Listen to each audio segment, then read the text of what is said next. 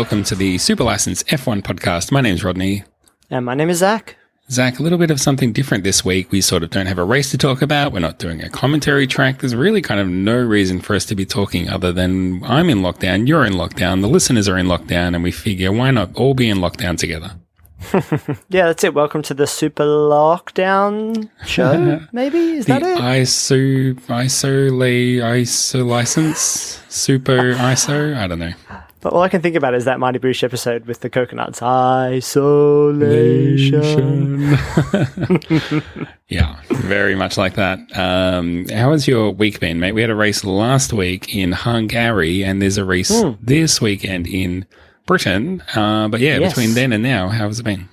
It felt so odd. It's feast or famine. It feels like we went so long without racing that we could kind of dream it up in our minds that like we could imagine what it was going to be like, and like we were so excited. And then it came back and I was like, nom, nom, nom, nom, nom. Oh, so much racing. And then just a nothing weekend. That was like, funnily enough, I was just on Sunday. I was like, is there something? No, I don't need to do anything today. I can do whatever I like without the shackles of Formula One. But then the other part of my personality was like, but the Formula One, so nice.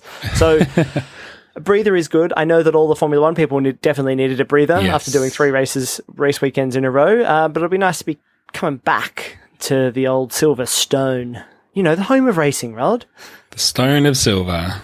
The old shiny stone face. Yeah, no, it'll be good to have another F1 weekend on. After 3 on the trot, it just sort of, you kind of get into that rhythm and you're like, yeah, why don't we have racing every weekend? And you realize people have got lives and stuff. So it's probably best that they have a bit of a sleep in and a rest and a recoup before hitting the road again for another triple header. So yeah, basically the rundown for this week, because we haven't really ever done anything like this before. To be honest, we've never done a show really where there was no purpose for it. But we're just going to talk about some news.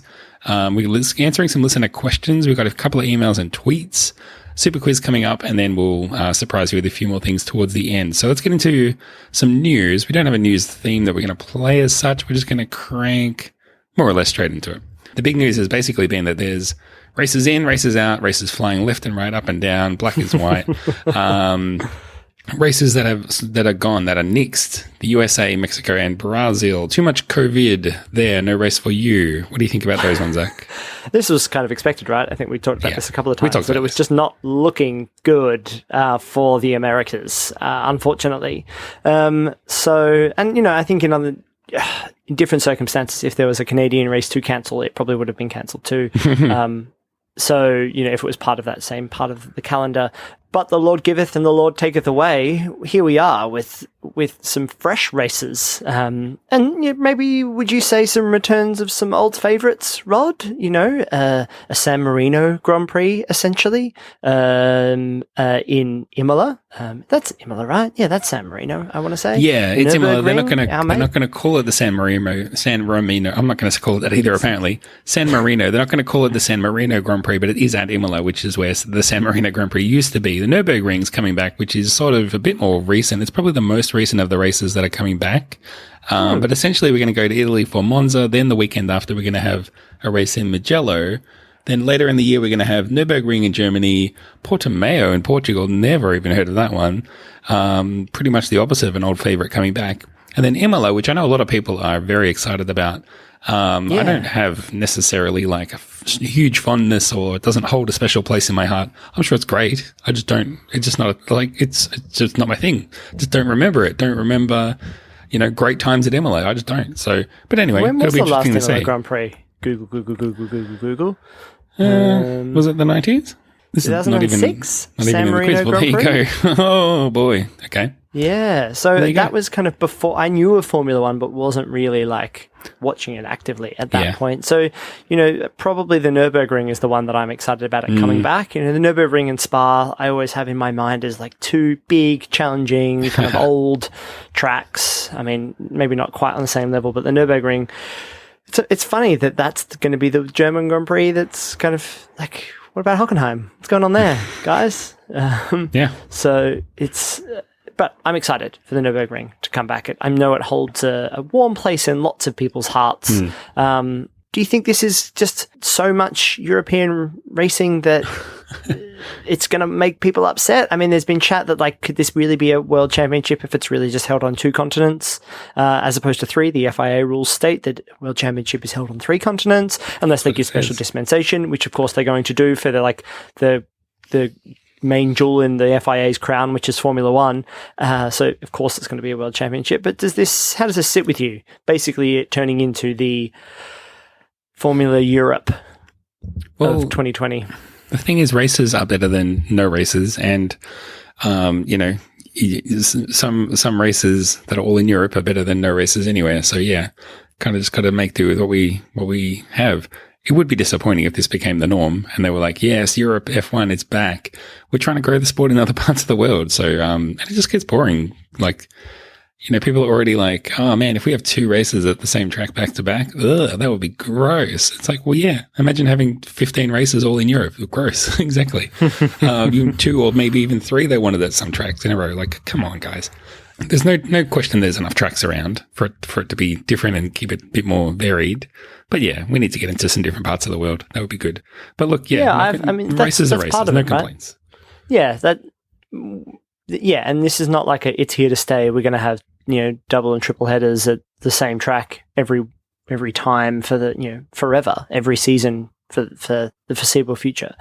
No. But so much of F1's luster and its kind of unique selling proposition is this thing that goes around to different places and it's varied and the food is different and the people are different and the weather is different and like everything's different. And you can get some sense of that through your TV screen as well. It's about like, you know, it's kind of when you get to open up a different world in Super Mario and you're like, oh, this is all different and there's different rules and setups and it's got history and those kinds of things. So, you know, that's part of the character of Formula One, and that's been chipped away a little bit here. But you know, it's nice to have some returning tracks, I think. I didn't know this. What's happening with the Imola and the race weekend that they're going to be trying, Rod? They are going to be trying something that we were already talking about doing. Like, hey, if you're going to be running, you know, double headers, triple headers, why don't you try one of these 2-day race weekends and see how that goes? So maybe reduce a bit of practice, make it a little bit easier for these teams who are going to be away from their homes for months and months at a time, it seems, and maybe give them a little bit of a break by reducing the length of the race weekend to just 2 days. So it's a good opportunity. I think this is actually one of those things where it's like, maybe we should try and experiment with some things. I'm totally okay with them experimenting with this thing. There's the things that like, hey, let's run the track backwards. I'm like, no, I don't want to experiment with that. Let's run a sprint race. No, for qualifying, no, I don't want to do that. But a 2-day race weekend, yeah, that's probably a very good idea at the moment. I'm very happy for people to do that. We will see how that goes. That's going to be happening in Imola. They are also, the other thing about Imola is that they're hoping that by the time it comes, because it'll be, you know, whatever, September, maybe even October before we get to Imola, they might be able to sell some tickets and let some people in. Can you even imagine that? What would we even see those people on the screens? They'd be so dispersed and so cordoned off. Yeah, on our screens. I mean, when we're watching the race, not on the fan cams coming up on the. Like, where I'm at the track, I'm right here. You don't need a fan cam. I am a fan at the race. I am a fan. Look, we're seeing that. You know, we're seeing that in Australia. There's been fans at some AFL games. I've been noticing. Has there been like that's probably? You know, I've seen. Well, in a few other countries, there's been like smatterings of fans. I don't really know how that works, but I suppose with Formula One, at least you've got this whole track that you can put people around in. A lot of the freedom that people like about Formula One, though, is that you go to the track and you kind of get this. It's a big thing, right? It's a big exploration you can have as a fan. You can go to all these different. You don't have a ticket for every single spot on the track, but you know you can go and see all those spots, and you can stand in lots of different places and lots of different experiences around. I wonder what the fan experience at a reduced. You know, the focus won't be on the fans. The focus will be on the racing and the teams and making sure everybody's protected and all that kind of stuff. So I wonder if it will just be like one section. It'll just be like over here, turns 12, 13 and 14 is the fan zone space. 2 merchandise shops, 1 bar, 1 food. And can I have 1 bar, 1 food, please? And will they keep it kind of separate that way? I don't know. It's interesting. Very interesting. It will be interesting to see, and they are also hoping that now that they've put their foot back in the door, they're like, oh, well, maybe we'll just come into the living room and sit down and stick around for 2021 and join that F1 calendar again. So that would be I know there's a lot of people who would welcome that, but I guess we'll have to see how this year goes. Let's not get ahead of ourselves. There is a bit of other news around some of the other races. Obviously, with the calendar as already posted and these new races being added, there's now 13 races potentially on that calendar, which is, that's a serious kind of number. The US gutted to be cancelling the race because they actually reported, even though we haven't really been able to sell tickets for a while now, we did have actually record ticket sales for this year. So, ouch, thanks for cancelling on us. Good one. But it just wasn't realistic for them to go to the US. Just an absolute nightmare that would have been. Yeah, frustrating, I'm sure, for the Circuit of the Americas. Much loved, and a race that both you and I certainly would love to go to. And, just for the Twitter game alone, they're much loved in the Formula One community. That race is now just so settled on the calendar, and something that all the teams really look forward to as well. It's like Monaco, everybody loves, there's Australia because it's the first race of the season, then Monaco, big party city, and the racing's not that great, but like the spectacle is. And then Austin is probably the other one that I think of that's like, everybody's in a fun, silly mood. It's got the weird cobra viewing deck. It's a great weekend. The racing's usually pretty good as well. Like, all the drivers are in a great mood because America. And, I think we see some of the best parts of Formula One through an American lens, or a US lens, I should say. So, it's a real shame, but it doesn't surprise me they had record ticket sales because it's a hugely fantastic and successful event. And I hope we're back there in 2021. I hope the US can get a handle on things because it's not looking great. So I'm sure that there are, as you said, a few tracks that are probably auditioning a little bit, or that maybe the FIA and Liberty Media might be testing a few things that they will hold in the emergency, vault for 2021 of like, okay, if this happens, what are the safety nets we can use, or what are the tactics we can put in place? It's like, okay, we know we could do Silverstone back to back, and there probably would be some tracks that were like, hey, if we can have fans next year, we'd love 2 races, if it's something like Silverstone, they'll just set up once and pack up once like they did before. They don't have to shift too much things around, but they could get double the ticket sales. That's not a bad little package, I'm sure they could create a carnival of racing or something and have like a full 9-day, 10-day affair where people come on the Thursday of the first week and leave on the Sunday of the following week, and you can dip in and out of that as a race fan, take the whole week off and do stuff around Silverstone. I can imagine stuff like that really taking hold with a certain set of fan types. I think a part of that plays into this decision too, to cancel and announce at the same time that that sweep of races is off, that leg. We kind of gotten accustomed to it's going to be US, Mexico, Brazil, all, within close proximity to each other geographically, but also they're all within a month or whatever. And I'm sure the decision, even though apparently the race organizer in Brazil is saying, we're not really sure why you cancelled us because, there's a little bit of virus around, but it's not that bad, man. It's not that bad where we are. Come and race. It's a hoax. I think don't worry about it. Part of the problem, I think, becomes, number one, they could justify cancelling the race. That's, that's fine. The other thing, though, is if we're not going to the US and if we're not going to Mexico, now we have to pay for all of these teams, ship all of their stuff over there just to potentially maybe go to Brazil, or we could just cancel it.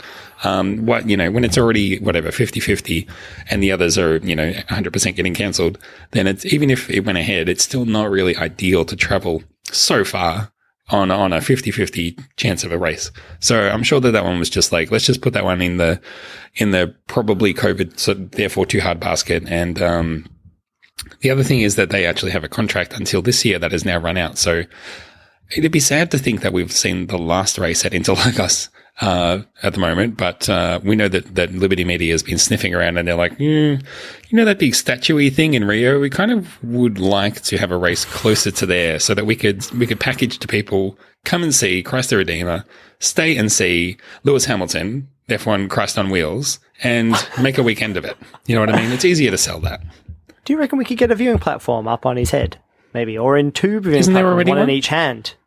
Oh, yeah. I don't know, but I think there already is one. Probably, right? You wouldn't build a big statue without putting a viewing platform in. In this economy? No way. Anyway. Something to think about. That's the sad state of some of those races, but hopefully they return in one form or another, Zach, we have got some listener questions. So for the first time in a while, we put the call out to say, hey, if anyone wants to just like ask us a thing, ask us a thing. And we got a couple of emails. So I'm going to maybe, I don't know if you want to switch out on any of these. Maybe I'll just kick off and see how it goes. First one is an email we got from Aaron, and Aaron says, just finished listening to your coverage of the Hungarian Grand Prix and thought of a question for you both. Thank you. Thank you for sending it in. Otherwise, it would have been difficult to answer. Here's the question. If you could remove any circuits from the calendar, which ones would you dump? And then for 10 bonus points, which circuits would you add in as replacements for the circuits you removed? You have to add back in the same number of circuits that you removed. So I like that there's bonus points, but then a caveat. Oh, also there's no points unless you put back in the same number of circuits that you take out. So really, it's not really bonus points. It's the points. Yeah, it's the points. And what's the point? I think, and look, the point is, the first one that occurred to me right away is just take Sochi off the calendar. Take Russia off the calendar. That would be my first go-to. And I think, Rob, we could attack this in like, if you come up with one or two, I'll come up with one or two, and then together we could combine our knowledge on the 4 that maybe we would bring back. Okay, so, all right, sure. Do you have one that you would love to take off that you don't like? Oh, man. I mean, everyone's heart's going to sink, but the first one that comes to mind of getting rid of is Monaco. But then having said that, can you even get rid of it? I don't know that you can. I wish that we could. So why can't you get rid of it, right? Because it's too pivotal and it's a way of marketing the sport. And then it's too important to the teams to have something to lure in sponsors to say, why don't you come out and hang out with us in Monaco and have a party for 5 days and then give us a lousy $20 million or so to sponsor the car. Do you know what Monaco reminds me of? It reminds me of, the Tour de France, the big bike race. I've heard of it. That's how we call it, the big European bike race. The last day, they ride into France. They ride into Paris, sorry, right? And that's the last stage. Yes. And they ride to wherever. But there's no like overtaking or anything on that last day. It's like a parade lap, essentially, right? So Monaco feels a little bit like that to me. Like, yeah, the racing is kind of set on Saturday by the grid, from qualifying, and qualifying is kind of finicky because lots of things fuck around, and it's just kind of, I think the drivers value it, but there's only a set number of drivers who really compete for the wins anyway, and everybody else is kind of like, well, I came 7th at Monaco, woohoo. Like, even if you finish on the podium at Monaco, it doesn't really mean much either. So it's it's processional and like procedural, but like it's a big party, and that's all it really is. And that's why I think it's like the last stage of the Tour de France is that like that doesn't mean anything. You shouldn't even really call it a stage. It's more of an exhibition race, and that's troubling because it's still worth 25 points, and it's still, but it's not always that exhilarating. Especially like it was always exhilarating for me because it just seems so impossible. But as you get more used to that, you see maybe the problems with it as opposed to the, like, it's big celebratory. Like, it's almost like if you're too close to Formula One, you don't think Monaco is worthwhile. But if you're like, not as close to Formula One, but it's like, it's so big and amazing. And it's like it's a hallmark of like its history. But, I could see why maybe it could go. But what would you, like, what? Like, is Silverstone then the one, or Spa that is the link to the past? Sorry, you were going to say something else? I mean, I guess it is. I was just going to say, it's not to say that it's necessarily always bad. It's just so different to the rest of what Formula One is for me, because the cars are so fast and the track just does not accommodate it. I mean, watching cars, clip walls and stuff is exciting, and you get that sense of speed because the walls are so close and stuff. But at the same time, I don't know. I just feel like it's just so different to the rest of what I think of when I think of Formula One racing, that it's more and more, it's just become two separate things, and they just happens to be the same drivers and cars that go there. That's all. Yeah, it's amazing how on-brand but off-brand it can be. Yeah. Like, it is so like, this is like what everything, everything that Formula One is, if the only race that you knew was Monaco, you'd be shocked by what the rest of the races are like. No, Monaco is just the culture of Formula One. Yeah. In all its bad and goodness. But then we lift all of that up and put that at a better track, then you would have like the perfect Formula One experience. Like then it would be accessible, because it's not really accessible to fans either. Not really. It's kind of, maybe it is just perfect for TV, and maybe it should just be an exhibition race. Maybe they should just like finish the season there and just like it's already been given away. It's not worth any points, but like just big celebration of the Formula One season. You know, it wouldn't work with weather and seasons and all that kind of stuff. But you know. Well, look, we need to. I don't know that I'm going to be able to come up with a second one, to be honest. But look, we need to also think of replacement circuits. Let's lose those two. Yeah. Let's say we ditch Monaco and Sochi. What would you replace them with? You can't say Monaco. Ditch Sochi, replace it with Monaco, and I'll ditch Monaco, replace it with Sochi. Problem solved. It's done. Maximum points awarded too. Funnily enough, like as I said, my Formula One history doesn't go back far enough. And people are like, "What about Zandvoort? What about the 16 different Spanish tracks and/or French tracks that could be there? You know, what about Jerez?" And all these kinds of things. But I know the Nürburgring's coming back this season. That would have, without that announcement, that would have been the one I would have brought back. You know, I love those, those sweeping corners. I love that it's a track that has had its like size and shape changed over time. I like that it's kind of punishing. I love that the laps are really long. I think it's a lovely pairing with Spa. That Spa is this, it's not quite the same as Spa, but I feel it feels like a similar test, that it can be a real pillar race of Formula One. You know, I would use that. And look, that might mean that we could have 2 German Grand Prix. I don't think that would necessarily be a massive problem for Formula One, but it has been in the past. There's not a huge, the German following in Formula One has been kind of lagging over time, and it's difficult to pay for those races. But it's the Nürburgring. It's like, people know it from like playing Gran Turismo, and like you can go there, and like you and I could go there next week, maybe not in COVID circumstances, and hire a car and drive it around the Nürburgring. Like it has such a strong connection to racing culture that I always think it's a shame that it wasn't on the calendar. So maybe a little bit of a cop out because it's coming back, but that would have been the one I would have chosen. Yeah, nice. I'm literally on my phone looking through a list of F1 circuits to be like, well, if I have to bring one back, I need to know what they are. And like you, I think the other thing is like, I don't watch motor racing, beyond Formula One. So I'm not like, where they need to go is Macau, or where they need to go. Brands Hatch. They need to bring back this old thing. The one that caught my eye just then that I saw, and I was like, well, it looks interesting. Let me scroll back up to it. It's okay. Is it Phillip Island? Where is it? Yeah, Phillip Island. That's the one. Why didn't I think of that? Fuji Speedway, because they used to race there. They used to race there, and apparently it was pretty good. Yeah, I like it. So bring it back, I say. Yeah, there you go. Fuji Speedway. They're two good suggestions. Hopefully that answers Aaron's question. It's not so close to me that it's easy to get to, but it's also not so far away either. So there you go. I mean, can you just to take the philosophical question of there are races that aren't great. Like China isn't that great of a race.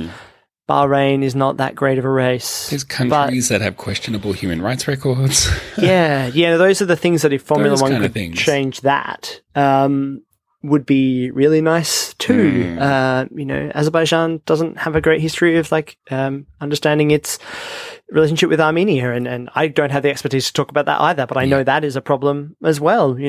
But Formula One has a history of just like Gulf states and motor and oil and motor is not a thing, but like oil states as well.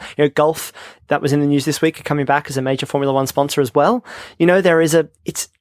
We're in an interesting time in Formula One with like American owners and trying to broaden the audience and trying to match up the kind of where Formula One was and who was paying and for races and kind of how much money Formula One could make versus what Liberty Media I think is trying to do, which is like how entertaining can we make Formula One? And that I would say they're the key differences to the old the old ruling class of Formula One in Bernie Ecclestone and CVC partners, was that what it was? Of like, hey, how much money can we make? Versus Liberty Media are like, how big can we make this brand? Like, how big of a sport can we make this? The rebrand, trying to keep characters in place. I'm sure that they might have had a hand in making sure Fernando Alonso came back into the sport. Not saying that they wrote the contract or anything like that, but they would be happy with that, I'm sure. And just kind of making sure that Formula One comes across as this really like high-end, exciting, entertaining sport. So they don't want boring races either. I'm sure that Liberty Media want like nice, short, tight, exciting race weekends as well that are more approachable to a wider audience. So it wouldn't surprise me if they, if races like Abu Dhabi, Bahrain and China, maybe, especially Bahrain and Abu Dhabi, maybe they pay a lot to host those races, same with Sochi. But if the racing's not very good and the product isn't very good, especially, on TV and stuff, then I can imagine Liberty Media just being like, not based on human rights causes, but based on this just isn't a great product. And they would swap that out in a heartbeat, I'm sure, for a Vietnam race that was really exhilarating, or another race in Germany, for example. Mm-hmm. Yep, all good points. No disagreement here. We have another one that has come in, which is a question, but it's also an F1 dream. So I might play the theme, and then I might throw it to you to read this one out. F1 dreams. A dream come true. It is with this question / dream. All right. Well, who is this from?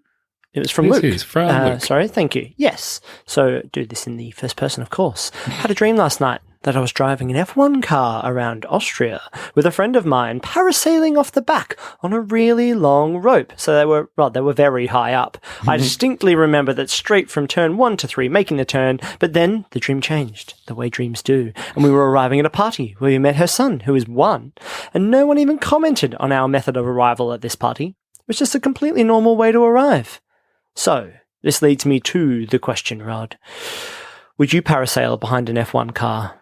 Because, well, I definitely would, even though I hate heights, but would happily do the driving of said F1 car. So, Luke, posing the question to us, Rod, would you parasail behind an F1 car? And then I would like to, as Luke has hinted at here, who would be driving and who would be parasailing? Would you happily have me drive whilst you parasail? If this is a dream, then yes, I'll parasail. If this is a dream, you can drive. If this is real life, I want David Coulthard driving, and I wouldn't be parasailing. No, sorry, no. No way. Oh, well, I mean, parasailing. Have you parasailed before? No. No, no, mate. No. I don't think... Are you okay with heights? I think you are. I'm okay. I seem to be better than you if I remember riding a chairlift in Singapore next to you. Yep, that was exactly the example I was going to bring up. I was like, I don't remember you being bad that day. I remember having a bit of false courage at your lack of courage that bolstered my own courage. But no, I mean, broadly speaking, I would say I'm not the worst, not the best either, though. But it's more the risk of something going wrong, and I don't know. I just feel like if I was parasailing behind an F1 car, I'd let go and I'd be like flying, face first straight into a wall at 300 Ks or something. And that's not something I'm keen to do right now. So no, I'm out. I'm a chicken. That's and I'm reasonable. Out. I was thinking where would be a good track to parasail around. I think that Albert Park would be lovely. A different kind of viewpoint on the back, in the parasailing position, having driven around Albert Park so many times, but I think seeing it from a slightly different point of view would be lovely. Basically the same thing as parasailing.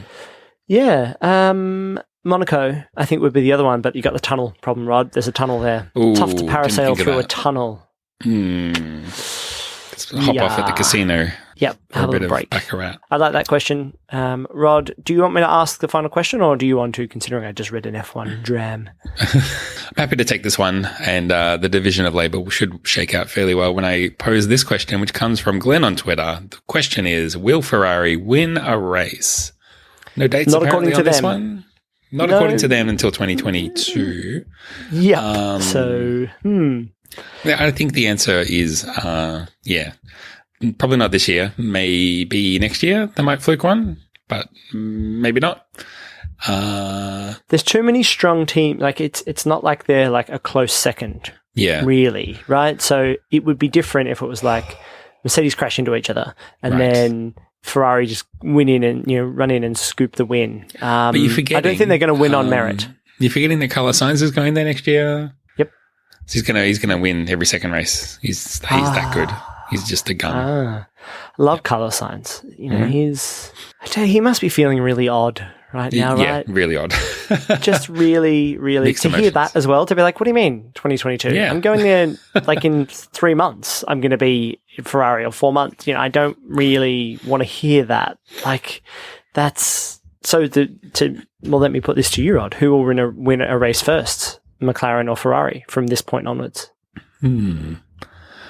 My money would probably still be on Ferrari, but I don't think either will win a race for the next 3 years. I'm going to put it out there. Okay. They might be competitive in 22. I still don't think they'll win a race that year, though. Wow, that's a I think Racing How Point the will mighty win a have race fallen. before Ferrari on current form, so that factors Yep. in. They've Yeah, I got can to see beat that. 6 other cars on that calculation before they win. yeah. What do you think? And You haven't Formula answered One this just question yet. isn't. Well, no, I don't think Ferrari will win a race this year. No, No, I not this think year. that- Okay. No, but just because there's, as I said, there's just too far for them to go. You know, there's too many. There's a Max Verstappen in the way, seemingly Yes, there is. almost all of the time. At least one. Now that you've got, exactly. You've got, the Lance Stroll and the Sergio Chico Perez. So, whose career at Racing Point, might not be long for this world, but there's too many things that have to go wrong, and Ferrari just don't seem to have their strategy right. Even if it rained, even on a day like that, they're still not good enough. So, strange things have happened in Formula One, but all odds would suggest no. Ferrari will not be winning a race, and I don't even see them coming second in the constructors this year either. So, Oh no, jeez, they'll be lucky if they can hold on to third. oof, take that. We'll take that. The red team? That's just the truth. Yeah. All right. Speaking of truth, I asked you a question. Maybe it's time for you to ask me several more in this week's Super Quiz. We will accept a couple of questions. Should one only win one? Would one want to have won that one in round one? Can you repeat the question? For a week where there's nothing to talk about, boy, we've done some talking. Okay, Zach. I have no idea what's coming. So, it's exciting and I'm also nervous. Welcome to the Formula One quiz, Rod. And the funny thing is, the first question's about drinks, not food, but everything else is food related. So, This is a jump hospitality in. quiz. Exactly. Yeah, that's right. So let's jump into the first question, Rod. What is the name of Jensen Button's beer brand? Multiple choice. Is it A, Top Beer, B, Spray Drink Drop, or C, Blue Coast? Is it Top Beer? No, No, it's Blue Coast. Oh, Yeah. Top Gear. Pretty good pun, though, right? I didn't even think of that. Yeah, I should have picked up on that one. All And Spray right. Drink Drop, that's our champagne brand, so you can't have that. Yes. I forgot to do the one thing as well. No wonder you got the first question No, right. I have I one, didn't even two, know how many three, four, questions there are. 5 questions. You didn't know Thank how you. many, so you needed to know your odds. So 4 questions left. Second question, Rod. What is Hamilton's restaurant in London called? Is it A, Yeet Burger, B, Neat Burger, or C, Beat Burger? What was the second option again? Neat Burger. Neat Burger. I think it might be that one. It is Neat Burger, Oh, yes, thank because goodness I'm on the board. just thinks those burgers are so neat. Neato. Neato. Well done. Question number 3, Rod. Felipe Massa, remember him? And Romain Grosjean, remember him? I They do. share one food problem, Rod. One food problem. Multiple choice. Is it A, they both like all the food? B, they love cooking but have no time? Or C, fish is just too fishy?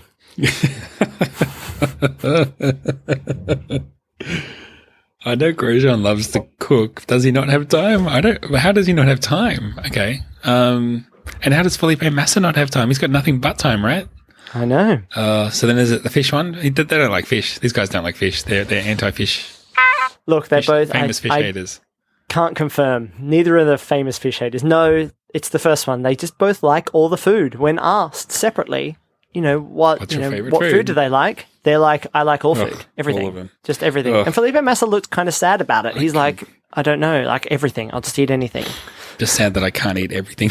Just Yeah. what a ridiculous thing for him to say. It just makes me so sad that I just can't eat all of the food. I know. Oh, Felipe, it's going to be okay, mate. It's going to be all right, mate. You know how he always has that kind of sad look on his face when he's not smiling? Oh, yeah. Anyway, yeah. Oh, yeah. So, He's thinking about food. and the food he can't have right this second. He's busy driving a car. Wish I was eating. All right. Question number 4, Rod. In Singapore at the famous Raffles hotel / bar yes. / landmark, during the Formula One weekend, they have a special package you can buy, which gives you, you get this beautiful meal from a 3 Michelin-starred chef, but you also get entry to the Podium Lounge Party. So, if you want to buy this package, Rod, with a great view of the track, for a full race weekend, how much does it cost? Does it cost A, $299, B, $899, or C, $1,999? Yeah, I can't imagine it's $299. $8.99. That still doesn't quite sound enough. It's got to be C. Well, Rod, you can save some of that cash because it is B, $899. No, this means, Zach, next year we're going. You and me. We're going. It's on the treat. It's my treat. Oh, sweet. I've got money in the bank to afford both of this. Yeah, you can have foie gras. You can have other expensive, delicious foods. How is that you even may possible? or may not A grandstand enjoy. seat in Melbourne was like $400. So how are they doing a whole weekend in a hotel? They probably just sell out really fast. Oh, Probably sell out really fast, you know. Last question, Rod. Okay. Who has the most boring favourite meal? And here's the quote of what that meal is. My favourite meal is a simple and barbecued steak with just a little bit of vegetables. What's is it simple? Wait. Do you know what that means? Does that make any sense to you? What's a simple and barbecued steak? Simple and barbecued steak, right? What? Simple and barbecued with just a little bit of vegetables. Oh my goodness me. Okay. Is it A, Valtteri Bottas, B, Sergio Perez, or C, Greg Russell? George Russell, not Greg Russell. Greg Russell. This quiz is hard Is enough it Greg without you Russell? making up names. Is it perhaps Greg Russell? George Russell. Bottas, Perez, or Russell? I knew I put myself in a hole here. I just wrote down the surnames. Okay. I'm going to go with Valtteri Bottas. It is Valtteri Bottas. Yes. He likes a simple and barbecued steak. What the fuck? It has all the hallmarks of either a Finn, a drunk, or both. I was going to ask you one more question, Rod, but I didn't put it in here, which was going to be who is Valtteri Bottas' favourite band, which is, of course, Red Hot Chili Peppers. Now, this came up because they asked him, what kind of music do you like to listen to when you work out? And he was like, well, Red Hot Chili Peppers are my favourite band, but when I love to go for a run, but I like to run in silence. Which, of course he does. Of course he does. And then when he needs to kick it up again, he puts on his Power Silence playlist. more silence. So he runs John without Cage music. song 433. Oh boy. Yep. Double the So, silence. When I really need that extra boost. Silence, the worst possible thing to put. I can't think of anything worse. I just can't. I'm sorry. I just can't. No. Oh, man. Formula One's most boring person? Valtteri Bottas? Yeah, maybe? Contender. I think it was you that I was telling, and I might have even mentioned it on the show, that someone mentioned that Enya is really good stretching music, which I had just never thought about that before in my entire life. Jesus. Yeah, I suppose. Oof. Yeah. I mean, if you have to. I've never needed, enthusiastic stretching, but I guess some people do. No, just listen to a podcast. It's fine. Listen to this podcast where you stretch. Well, Zach, speaking of podcasts, we are done with the Superquiz. Thank you. You did so well, and I had a good laugh, which is what I needed. So, yeah, you've fulfilled the brief. But we're going to move on to something that we, don't usually do. But I mean, again, like I said, we're in isolation. I'm in isolation. You're in isolation. Maybe other people listening need a little bit of extra content to consume. So what I thought we would do is quickly run through some recommendations. So this could be a book, could be a podcast, a movie, something you've seen out your window that's particularly interesting. Just a recommendation of something. Anything come to mind? Let me do, how about two things? Nice segue from the food quiz. Yes. If you're not listening to Ed Gamble and James A. Caster's podcast, the Off Menu podcast, you might have seen James A. Caster's 4-part comedy stand-up show on Netflix called Repertoire, which is all interlinked and hilarious, but he does a podcast with his comedy friend Ed Gamble where they get comedians, actors, media people, guests, their mates, whatever, on the show. And they basically make them go through hey, tell us your this is a dream restaurant, and tell us your appetizer, drink, main, side, dessert, that kind of thing. And it's really fun listening to a whole bunch of people kind of talk about their food experiences, and it is genuinely funny. They get some great guests. The last one I listened to, which is, it's got a great back catalogue. Armando Iannucci, writer of he was good. Veep and In the Thick of It and lots of things. He was great. Louis Theroux, I think Paul F. Tompkins, Yeah. that caliber of people. Exactly. And the show is so different each week because sometimes it'll be someone they're really good friends with, so the banter is just like off the chain. And other weeks it'll be someone who's like Rose McGowan, who is like much more famous than them and is like has a genuinely really interesting life, but is also funny. So you know, it's a really nice variation and a great, like, specifically for isolation. It was the first thing that occurred to me, just like consistently funny all the time, and something I don't have to put it on like appointment viewing because I know that there's a huge amount in the back catalogue. So yeah, that would be my main suggestion. That's a great recommendation. What about you? When I was thinking about stuff that I've been consuming lately, I remember about a month or two ago, one thing that I was watching a lot of or trying to consume a lot of was shows or podcasts or whatever about people who have been wrongfully imprisoned and then were released. But I think that was just a fantasy about getting out of isolation and just getting over that. That's wish fulfillment there. Since then, don't ask me why. And there is an F1 link that I might get to in a sec. But for whatever reason, like the idea of like conspiracy theories and like the weird QAnon stuff, I've been, because I was always been interested in conspiracy theories and weird stuff like that, but always from a skeptical point of view and not a mocking, although mocking adjacent point of view. But it was also boring because I felt like I did it all back then. And now it's so different and it's so fresh. So I've been coming back to it. And the QAnon Karen Bunnings situation in Melbourne recently blew up, which is fun because masks are mandatory here now and people like to go into Bunnings and yell at the staff and say, I don't need to. The Magna Carta says I don't need to wear a mask. What about the Geneva Convention? The Magna Carta. So go and check all of that stuff out. Yeah, did you know that we have one too, apparently? Apparently there's an Australian one. Magna Carta. So check out Karen Twitter. That's very good. But on top of that, I've been listening to a lot of podcasts about Alex Jones, and what I like about it is I've found these guys who do a show called Knowledge Fight, and Alex Jones obviously does Info Wars, so you can see the connection there. But basically, they go through Alex Jones's 3-hour TV show, cut out the most insane bits, play them, mock them, and then explain why he's wrong about everything. And that's great. I just find that so. It's informative when people talk about things like, why do people hate 5G? Why do people think it's causing coronavirus? Why do people think that Bill Gates is a pedophile? I have the answers to all of these questions that no one's asking, but it also sets it in a context that's very safe for me. I'm never going to get red pilled or anything weird like that because these guys have got my backs. So, that's what I've been getting into. Now, the reason, and there's lots of stuff about that, and there is an Australian one. There's an Australian guy called Cam Smith, and he's on Twitter, and he recently has been infiltrating all of the conspiracy theory Facebook groups and then posting the crazy videos on Twitter, people ranting about how they don't want to wear masks and all that kind of stuff. And it turns out he does a conspiracy podcast as well, so that's worth checking out too, if you need an Australian version. But of course I do. Obviously, one of the headlines that caught my eye today was Lewis Hamilton accidentally retweeting a conspiracy theory video about Bill Gates, speak of the man.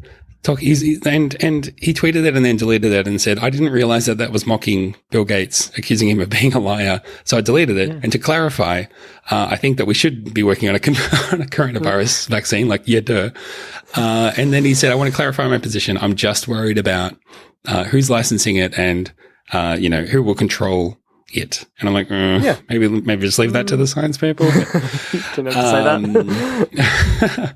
Maybe just like, let's just hope for a virus first. Let's hope for a vaccine first and then worry about the rest later. Obviously, you can be, you can approach everything with a skeptical mind. You should, I do. And I think that's a good point of view to have. But when you're accidentally retweeting or resharing conspiracy theory content as a result of that, maybe it's time to just pull that in for a little while. Just park that one, mate. That's my F1 link to my recommendation as well. I like it. I like it a lot. Well, the last thing I was going to bring up quickly is that if anyone's needing one extra thing, if anyone needs one extra thing to listen to, I do have a bit of a side project happening at the moment. So essentially, in all of the abundance of spare time that I clearly have, with a job and kid and family, and then doing this show and watching F1, in that extra spare 10 minutes that I have every 3 weeks or so, I've decided to launch a new podcast. So if you are listening to this and you enjoy listening to me talk and you want to do more of that, if you enjoy listening to this and don't like Zach, but like Rod. That's not it at all. If you want a podcast that has less of me and more of him, great. This is my main money-losing exercise. This is one step down on the ladder of time-sucking, money-losing exercises for me. But yeah, it's another podcast. It's a side project for mine, and it's called This Must Be Talking Heads. And the idea is that whenever I can get episodes out and there's no time frame for them, they come out when they come out because these things take ages and I can't just sit around doing them all day. But the idea is that I'll go through all the Talking Heads albums and go through them track by track and explain what they're about. What's the deal? And if I have interview clips, I will cut them in because that's fun. I basically just made this because no one else was making it, and that's just the truth of it. I was sitting around going, man, I wish someone would just do this, exactly this thing, and it should be exactly like this, the way I want it. And then I just realized no one was going to make the podcast that I wanted, so I had to make it myself. Be the podcast you want to see in the world, Rod. That's exactly right. I'm not the Talking Heads podcast that the world deserves. I'm the one that it, however, needs that right now. Quote. Yes, that's right. Sure. I can imagine you don't even like the I've been Batman doing films. that. So anyway, as a stroke of luck, one of the members of Talking Heads was releasing a book, and it happened to coincide with me doing one of their biggest albums, and got to interview him 3 weeks ago, maybe at like 1:30 a.m. my time on a Saturday night. So it didn't exactly go 100% to plan, but it's just exciting to have a favorite band and then interview a member of them. And that episode is coming out really soon. So it'd be really cool if you like us, particularly me, and want to check it out. If you would go and check it out, we might tweet links or, I don't know, put something somewhere, but it's called This Must Be Talking Heads. If you've ever heard of the band Talking Heads, I try and make it worth your while checking it out. If you happen to be a big fan, definitely let me know so we can nerd out about it. One thing I hadn't anticipated after I launched the show was people going, this is a nerd show, and I love it. I was like, oh, I didn't even think of this as a nerd show, but I guess it is. Yeah, you're a nerd show. It's a nerd show. It's a nerd show. You're the Roman Mars of Talking Heads. For nerds. Congratulations. You're a big nerd. I don't want to put words in your mouth, but you said something along the lines of outstanding. Yeah, it is outstanding. And look, I think I fall into, I mean, obviously if you're already a big Talking Heads fan, you should just go listen to this show because you will find so much value in it. As someone who only kind of knew a bit of Talking Heads and has hung around with Rod long enough to know that would be something that you would say, like, is this Talking Heads?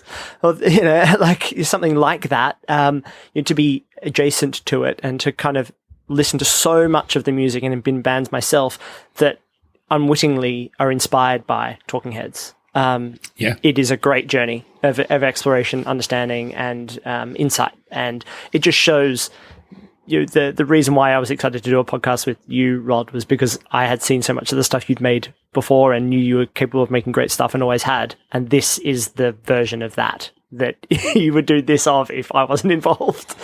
That's the high intent. No, but what I mean is it's the high intent, really well thought out, really well put together. It's outstanding. I really, really love it. And, and that's coming from someone who, works with you on this, but also didn't know much about the topic. So it's great. Thanks, man. Really appreciate that. Big endorsement. That's going to go on the big poster when they convert the podcast into a movie.